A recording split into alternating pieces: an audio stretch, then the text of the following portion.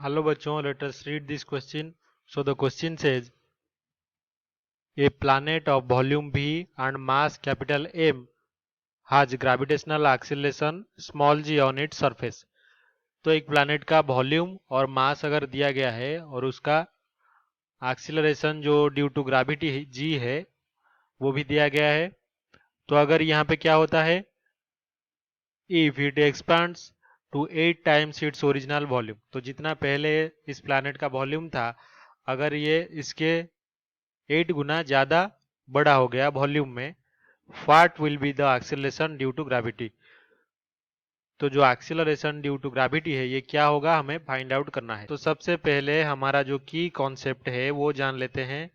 तो की कॉन्सेप्ट हमारा ये है कि जो acceleration due to gravity of any planet small g जो होता है वो capital G into mass of the planet capital M divided by radius जो है प्लैनेट का आर उसका स्क्वायर।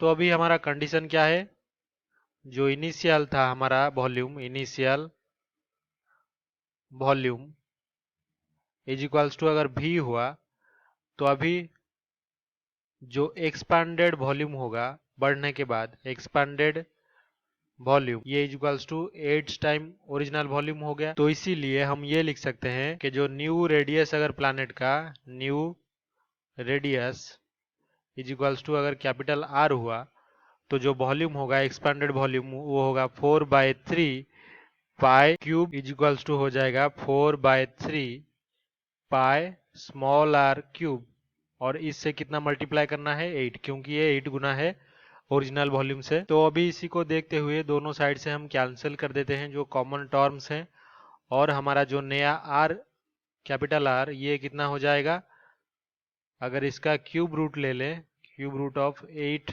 आर क्यूब ये हो जाएगा 2r। तो रेडियस यहाँ पे क्या हो गया 2 टाइम्स हो गया, तो r is equals to 2r को लेके हम क्या करेंगे, अभी ये जो acceleration due to gravity G है ये फाइंड आउट करेंगे। तो हम लिख सकते हैं so new acceleration to gravity, gravity इसको ले लेते हैं जी न्यू, ये इज इक्वल्स टू हो जाएगा कैपिटल जी, मास तो सेम है कैपिटल एम डिवाइडेड बाई जो कैपिटल आर है उसका स्क्वायर।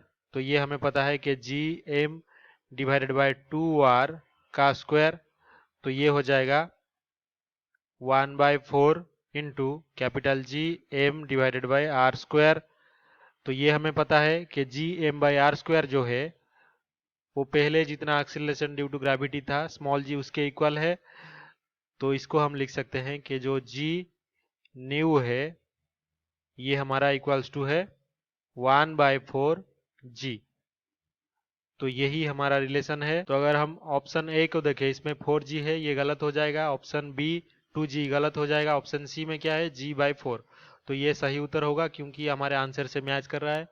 ऑप्शन डी 8g/8 तो ये भी गलत है, option E none of these ये भी गलत है। तो final answer is option C g/4। I hope you have understood this well, best of luck.